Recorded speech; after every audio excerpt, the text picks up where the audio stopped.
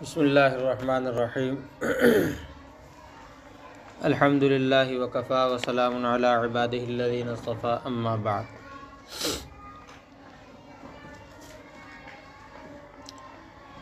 وقد ارسل اللہ تعالی رسلا من البشر الی البشر، وقوع ارسال کو بیان فرمایا، یعنی بشر کی طرف بشر میں سے ہی رسول بنا کر بھیجے۔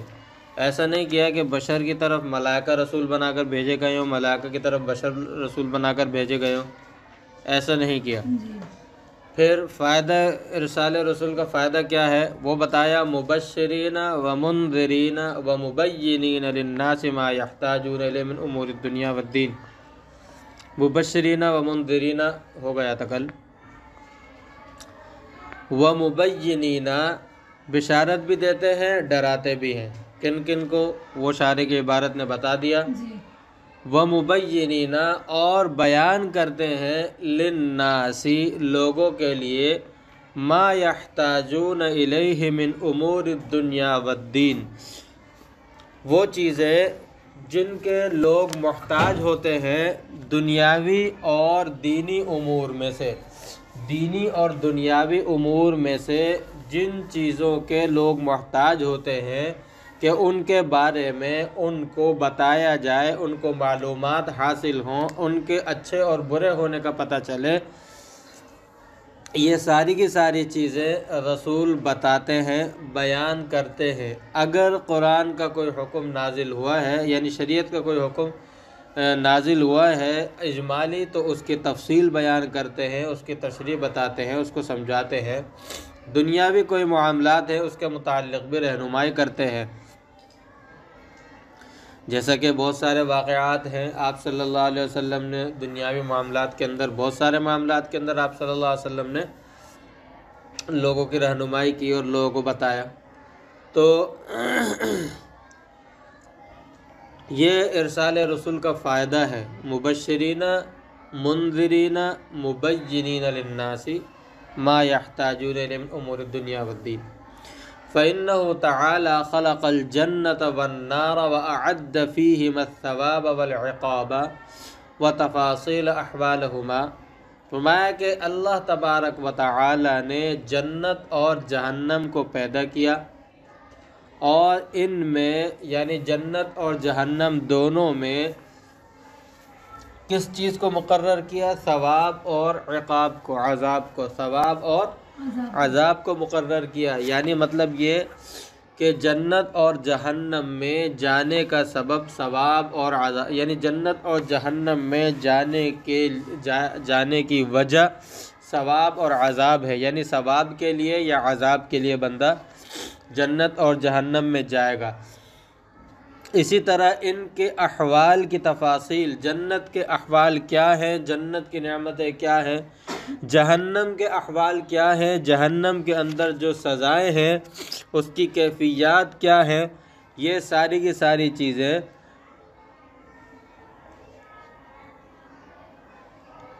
ان کی تفصیل بیان کرنا، اور پھر اس کے ساتھ ساتھ وطریق الوصول الی الاول والاحتراز عن الثانی، اسی طرح پہلے یعنی جنت اور ثواب کے حاصل کرنے کا اور اس تک پہنچنے کا طریقہ کیا ہے، یعنی جنت میں ثواب کے لیے جائیں گے تو جنت میں پہنچنے کا طریقہ کیا ہے۔ وطریق الوصول الی الاول، جنت میں جنت تک پہنچنے کا اول یعنی جنت تک پہنچنے کا طریقہ کیا ہے، کیسے پہنچا جائے، والاحتراز عن الثانی، اور دوسرے یعنی جہنم سے بچنے کا طریقہ کیا ہے وہ بھی بتاتے ہیں۔ یہ ایسی چیزیں ہیں، جنت اور جہنم کی پیدائش، ان میں ثواب اور عذاب دیا جائے گا، ان کی احوال کی تفصیل، اور اسی طرح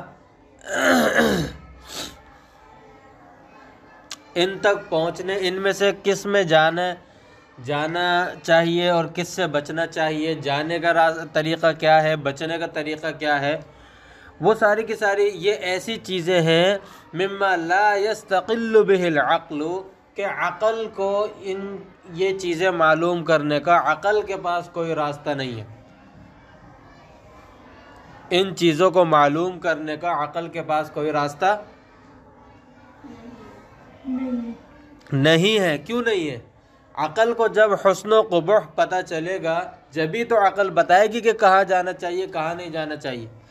جب کسی چیز کا حسن و قبح، کسی چیز کا اچھا یا برا ہونا عقل نہیں پہچان سکتی تو عقل یہ کیسے بتا سکتی ہے، اس بات کی طرف کیسے رہنمائی کر سکتی ہے کہ دونوں میں سے کہاں جانا چاہیے، اور یعنی کون سا کام کہاں پہنچنے کا ہے اور کون سا کام کہاں پہنچنے کا ہے۔ تو پتہ چلا کہ یہ جو براہیمہ کا جو اعتراض تھا اور براہیمہ کی جو بات تھی وہ غلط تھی۔ اس عبارت سے بھی یہ پتہ چلتا ہے کہ براہیمہ نے جو کہا تھا کہ عقل کے مطابق ہوں گے یا عقل کے خلاف ہوں گے، عقل کے مطابق ہوں گے تو ہر انسان خود سمجھ لے گا عقل کے مطابق ہوں گے، تو یہ ان کی بات غلط ہے۔ وَكَذَا خَلْقَ الْأَجْسَامِ النَّافِعَةِ وَالضَّارَّةِ، اسی طرح اجسام نافعہ اور اجسام ضارہ، یعنی کون سے اجسام سے متعلق چیز ہے۔ اجسام سے مراد چیزیں ہیں، بھئی ہر چیز کا جسم ہوتا ہے نا۔ اب جسم چاہے وہ جسم کثیف ہو چاہے وہ جسم لطیف ہو۔ جسم کثیف جیسا کہ یہ چیز دیوار ہے، کتاب ہے، آپ کا موبائل ہے، یہ جو ہے پانی ہے، یہ سب جسم کثیف ہے۔ اور جسم لطیف جیسے یہ روشنی ہو گئی، دھوپ، روشنی، یہ چیزیں ہو گئی۔ تو کون سا جسم یعنی کون سی چیز نقصان دہ ہے اور کون سی چیز نفع بخش ہے، یہ آپ کو کیسے پتہ چلے گا؟ یہ آپ کو کون بتائے گا؟ یہ عقل ان چیزوں کو وَلَمْ يُجْعَلْ لِلْعُقُولِ وَالْحَوَاسِ الْإِسْتِقْلَالُ بِمَعْرِفَتِهِمَا، عقل اور دوسرے حواس خمسہ جو عقل سے نچلے درجے کے ہیں ان کو ان دونوں چیزوں کی معرفت کا ان کے پاس کوئی راستہ اور کوئی طریقہ نہیں۔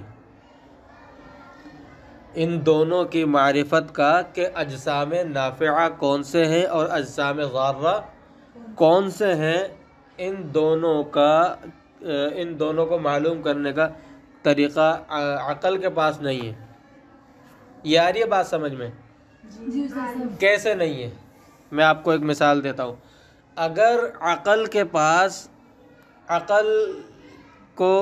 پاس یہ سمجھنے کا طریقہ ہوتا کہ اجسام نافعہ کون سے ہیں اور اجسام ضارہ کون سے ہیں، تو مسلمان گائے، بکرے، بھیڑ، دمبے کا گوشت نہ کھاتے؟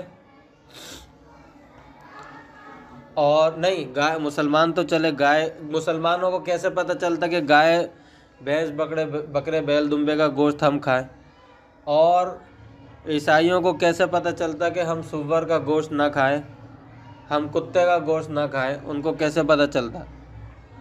جبھی تو عقل کا راستہ نہیں ہے، جبھی تو عیسائی جو ہے، انگریز جو ہے، وہ سور اور کتے کا گوشت کھا رہے ہیں۔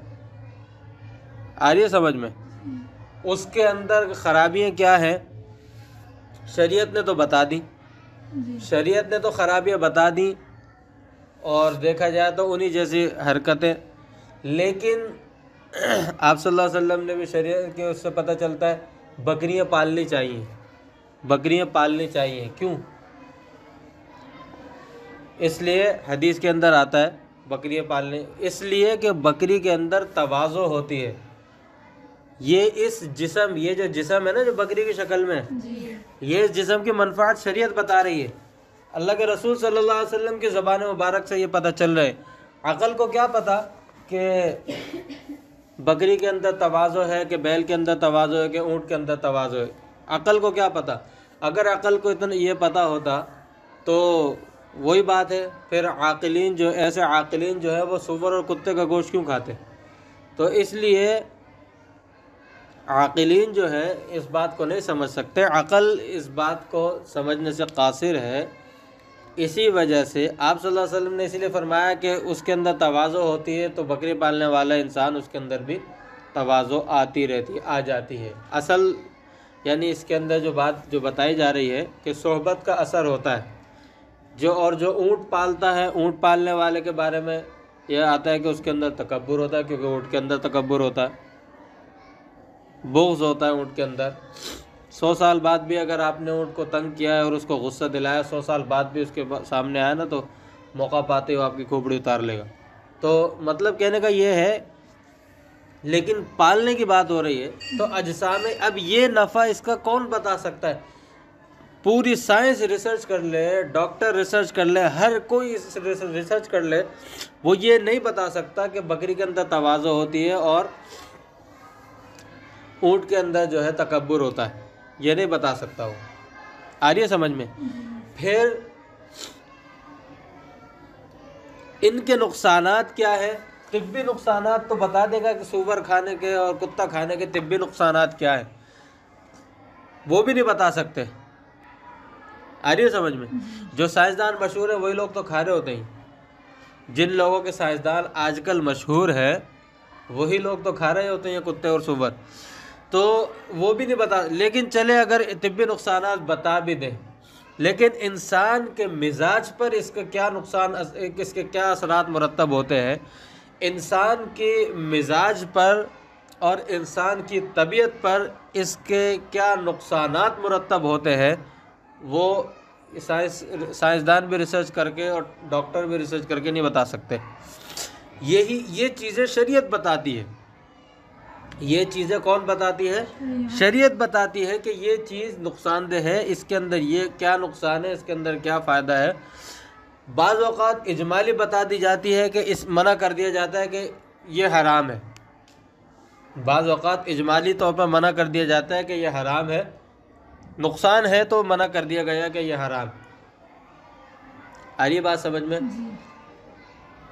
تو اس لیے اجسام ضارہ اور اجسام نافعہ عقل نہیں سمجھ سکتی۔ میں نے آپ کو بالکل قریب کی یعنی آج کے دور کی مثال بتائی ہے جو میرے خیال سے سمجھنے کے لیے کافی ہوگی۔ سمجھ میں آئی آپ کو یہ بات؟ سب کو پوری کلاس کو آئی ہے سمجھ میں؟ وَكَذَا جُعِلَ الْقَضَايَا مِنْهَا مَا هِيَ مُمْكِنَاتٌ لَا طَرِيقَ إِلَى الْجَزْمِ بِأَحَدِ جَانِبَيْهَا۔ اسی طرح بہت سے فیصلے اور قضایا ایسے یعنی فیصلے ایسے ہیں کہ جو ممکنات کی اقسام میں سے ہیں، ان میں سے کسی ایک جانب کو یقینی طور پر اختیار کرنے کا کوئی راستہ نہیں۔ بہت سے ایسے فیصلے ہیں اور بہت سی ایسی چیزیں ہیں کہ جو ممکنات میں سے،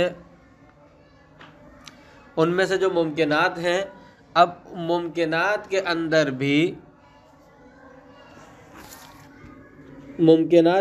بھی ان میں سے وہ چیزیں، وہ قضایا جو یہاں پہ شارح فرما رہے ہیں وہ کون ہیں؟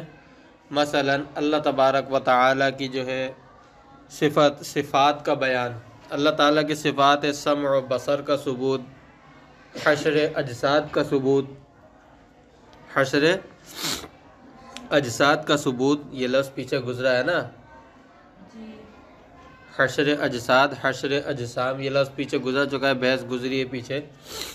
مرنے کے بعد جو زندہ ہوں گے، لوح محفوظ وغیرہ کا وجود، یہ ممکنات کی قسم ہے، ممتنعات کی قسم تو نہیں ہے۔ بھئی اللہ تبارک و تعالی کے لیے صفت سمع ممکنات میں سے ہے کہ نہیں؟ ممتنعات میں سے تو نہیں ہے۔ اللہ تبارک و تعالی کے لیے صفت بصر، کیونکہ اللہ تعالی نے خود بھی قرآن کریم میں فرمایا، لیکن اس قرآن کریم میں سے تو واجبات میں سے پتہ چلتا ہے، لیکن بہرحال یہ ایک ممکنات میں سے ہے۔ اور اب عقل کیسے سمجھے گی ان چیزوں کو؟ عقل کو کیا پتہ لوح محفوظ کیا ہے، مرنے کے بعد زندہ ہونا، یہ ایسے فیصلے ہیں اللہ تبارک و تعالی کی طرف سے۔ وَقَذَا اس کو جعل القضایا بھی پڑھ سکتے ہیں کہ ایسے فیصلے ہیں، ایسی باتیں ہیں جو ان میں سے بعض وہ ہیں جو ممکنات میں سے ہیں، جب ممکنات میں سے ہیں شریعت کی رہنمائی کے بغیر، شریعت کی رہنمائی کے بغیر ان میں سے کسی ایک جانب کو ترجیح دینا عقل کے لیے، عقل کے دائرہ اختیار میں نہیں، یا عقل کے قدرت میں نہیں ہے۔ عقل کے لیے کوئی ایسا سبب، کوئی ایسا راستہ، کوئی ایسا سبب ضروری ہے جو عقل کی رہنمائی کرے کہ اس میں سے کس جانب کو ترجیح ہے۔ صفت سمع و بصر ممکنات میں سے مطلب یہ ہے کہ ہو بھی سکتی ہے نہ، یعنی دونوں جانب برابر ہیں، وقوع اور غیر وقوع دونوں کیا ہے؟ برابر ہیں، ممکنات اسی کو کہتے ہیں۔ اسی طرح لوح محفوظ، اس کا ہونا یہ بھی ممکنات میں سے ہے، وقوع اور غیر وقوع دونوں برابر ہیں۔ لیکن اب ترجیح کس جانب کو ہوگی؟ عقل ایسے سبب کو مانگتی ہے جو عقل سے اوپر کے درجے کا سبب ہو اور وہ بتائے کہ کون سی جانب کو ترجیح ہے، وہ ہے وحی کا سبب۔ وحی کے ذریعے سے ہمیں پتہ چلتا ہے کہ اللہ تبارک و تعالیٰ کے لیے جب نبی لاتے ہیں، اللہ کا کلام پڑھ کر سناتے ہیں ان اللہ سمیع بصیر، تو پتہ چلتا ہے کہ ہاں اس میں وقوع کی جانب کو ترجیح ہے۔ اور جب نبی پڑھ کر سناتے ہیں فی لوح محفوظ، قرآن کی آیت سناتے ہیں، تو پھر پتہ چلتا ہے کہ ہاں لوح محفوظ کے جانب وقوع کو ترجیح ہے، غیر وقوع مرجوح ہے۔ آ رہی ہے سمجھ میں؟ یہ ایک دو مثالیں ہیں، اور بہت ساری ایسی چیزیں ہیں جو ممکنات میں سے ہیں۔ شریعت کی رہنمائی کے بغیر عقل ان کے وقوع کو یا غیر وقوع کسی ایک جانب کو ترجیح نہیں دے سکتی۔ سمجھ میں آ رہی نا؟ یہ چیزیں وہ ہیں جو ممکن بالذات ہے۔ ابھی ہم شریعت سے ہٹ کر ممکن بالذات چیزیں ہیں۔ اس کے بعد اسی لیے پتہ چلا کہ ارسال رسول واجب ہوا ماتریدیہ کے قول کے مطابق۔ وَمِنْهَا مَا هِيَ وَاجِبَاتٌ، اور اسی طرح بہت سے معاملات ایسے ہیں کہ جن میں سے بعض چیزیں ایسی ہیں جو واجبات کی قسم میں سے، یہ تو ممکنات ہے، وہ بعض چیزیں ایسی ہیں جن کا وقوع واجب ہے، وہ واجبات کی قسم میں سے ہے۔ مثلا وجود باری تعالی، اللہ تبارک و تعالی کا وجود یہ واجب ہے کہ نہیں؟ آپ لوگ پیچھے پڑھ کے آئے ہیں نا کہ کل شیء ہالک والے اس میں وجہ کے اندر کہ اللہ تبارک و تعالی ان کے مقابلے میں باقی سب ممکن الوجود ہیں، اس لیے عدم کے درجے میں شمار کیا۔ تو واجب الوجود اللہ تبارک و تعالی کا وجود جو ہے وہ واجب ہے، یہ کیسے پتہ چلے گا؟ عقل اس کو نہیں سمجھ سکتی، یہ تو ہمیں شریعت بتائے گی۔ نبی اللہ کا کلام ہمیں پڑھ کر سنائیں گے، چاہے وہ کلام چاہے مطلوع ہو کہ غیر مطلوع، وحی مطلوع ہو یا وحی غیر مطلوع ہو، جب اللہ کے بھیجے ہوئے نبی ہمیں بتائیں گے، جبھی ہمیں پتہ چلے گا کہ اللہ تبارک و تعالی کا وجود واجب ہے، وگرنہ عقل کے لیے تو یہ بات ناکافی ہے۔ یہ تو وقوع کی بات ہو گئی۔ اللہ تبارک و تعالی کا شریک ہونا، اللہ تبارک و تعالی کا شریک ہونا، اسی طرح اللہ تبارک و تعالی کا کسی مکان میں کسی جہت میں ہونا، یہ ممتنعات کی قسم ہے۔ یعنی آگے جو فرمایا نا کہ او ممتنعات ما ہی واجبات کے بعد او ممتنعات، کہ بعض چیزیں ایسی ہیں کہ جو ممتنعات کی قسم میں سے ہیں، اور وہ کیا ہے؟ مثلا اللہ تبارک و تعالی کا شریک ہونا، اللہ تبارک و تعالی کا کسی مکان یا کسی خاص جہت میں ہونا۔ ظاہر سی بات ہے اہل سنت والجماعت کا مسلک ہم نے یہ جو پڑھا ہے وہ یہ کہ اللہ تبارک و تعالی کسی خاص مکان یا خاص جہت میں نہیں ہے، بلکہ اللہ تعالی ہر جگہ موجود ہے۔ تو اللہ تبارک و تعالی کے لیے کا شریک ہونا، ہمیں جب تک ہمیں قرآن اور وحی ہمیں نہیں بتاتی لو کان فیہما آلہۃ الا اللہ لفسدتا، تو اس وقت تک تو ہمیں عقل کے ذریعے سے یہ پتہ نہیں چل سکتا کہ اللہ تعالیٰ کے شریک ہونا ممتنع ہے۔ آ رہی ہے بات سمجھ میں؟ شریعت نے ہماری رہنمائی کی، اور اسی طرح اللہ تبارک و تعالیٰ قرآن کریم کے اندر بھی اور احادیث سے بھی پتہ چلتا ہے ہمیں کہ اللہ تبارک و تعالیٰ ہر جگہ موجود ہے، کوئی خاص جگہ ایسی نہیں ہے اللہ تبارک و تعالیٰ کے لیے۔ تو یہ ہمیں احادیث سے پتہ چلتا ہے، تو شریعت یعنی وحی غیر مطلوع سے پتہ چلتا ہے، جبھی ہمیں یہ بات معلوم ہو سکتی ہے، وگرنہ محض عقل اس بات کو نہیں بتا سکتی۔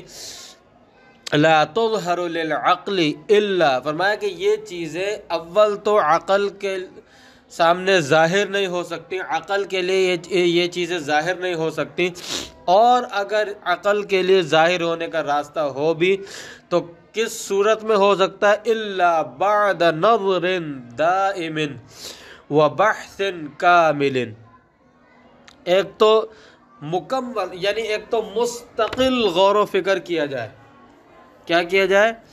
مستقل غور و فکر کیا جائے اور مکمل بحث و مباحثہ کیا جائے، اس میں بات چیت کی جائے ہر چیز چھوڑ کر۔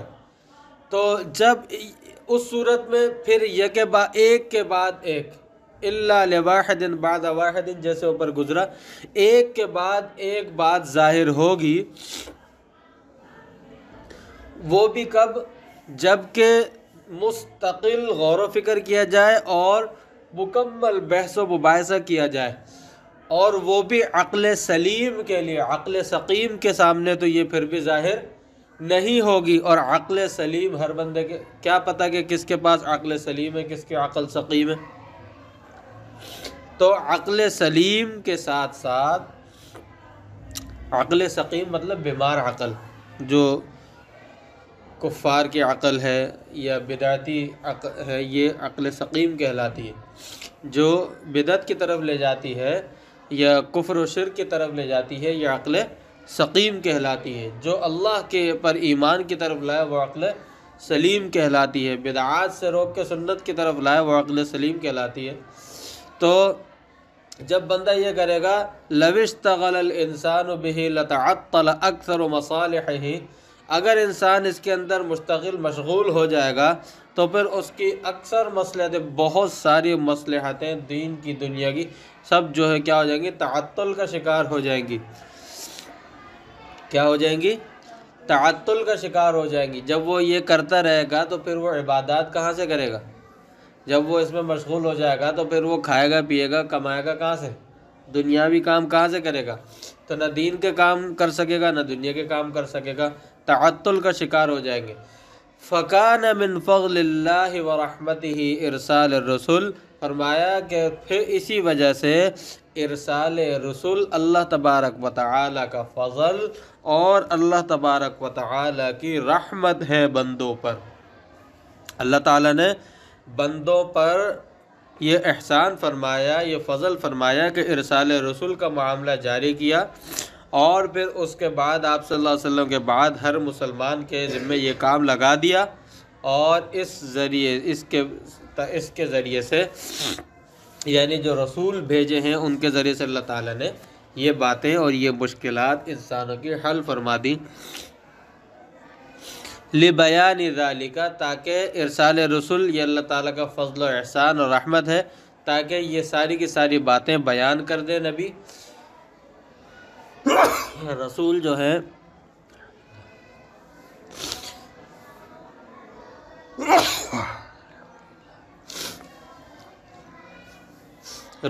ہے یہ ساری کی ساری باتیں بیان کر دیں، اور انسان جو ہے وہ دینی اور دنیاوی امور میں تعطل کا شکار نہ ہو، کما قال اللہ تعالی، جیسا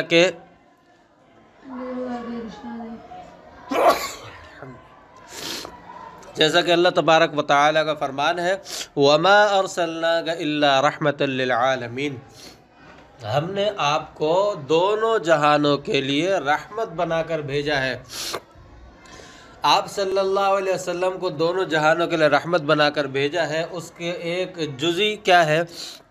وہ یہ ہے کہ آپ صلی اللہ علیہ وسلم نے دنیاوی بہت سے معاملات میں رہنمائی کی، اور شریعت کے یعنی معاملات میں رہنمائی کی، دنیاوی زندگی گزارنے کے معاملات میں رہنمائی کی، اور شریعت پر عمل کرنے کے معاملات میں رہنمائی کی، عقائد کے متعلق رہنمائی کی، جس سے انسان کے دنیاوی امور بھی تعطل سے بچ گئے اور آخرت بھی برباد ہونے سے بچ گئی۔ ایسا ہوا کہ نہیں ہوا؟ بھئی جب انسان کو سیدھا راستہ پتہ چل گیا اور بغیر نظر دائم کے، بغیر بحث کامل کے اس کو پتہ چل گئی یہ بات، اب وہ ان پر عمل کر کے دنیاوی زندگی بھی صحیح گزار رہے اور ان پر عمل کرنے کی وجہ سے آخرت بھی اپنی بنا رہا ہے، تو دونوں اس کی آپ صلی اللہ علیہ وسلم دنیا اور آخرت دونوں کے لیے رحمت ہوئے کہ نہیں ہوئے؟ تو لہذا اس سے پتہ چلتا ہے کہ ارسال رسول واجب ہے اللہ تبارک و تعالی کے فضل و احسان کے اعتبار سے اور عادت اللہ کے اعتبار سے۔ باقی جو 3 مسلک گزرے ہیں وہ 3 مسلک قابل قبول نہیں ہیں، اسی لیے شارح نے خود اشعری ہونے کے باوجود ماتریدیہ کے مسلک کو ترجیح دی ہے۔ ٹھیک ہے، اب آگے رسالت کے ثبوت کا طریقہ کیا ہے وہ انشاءاللہ آگے پڑھیں گے۔ وآخر دعوانا الحمدللہ رب العالمین۔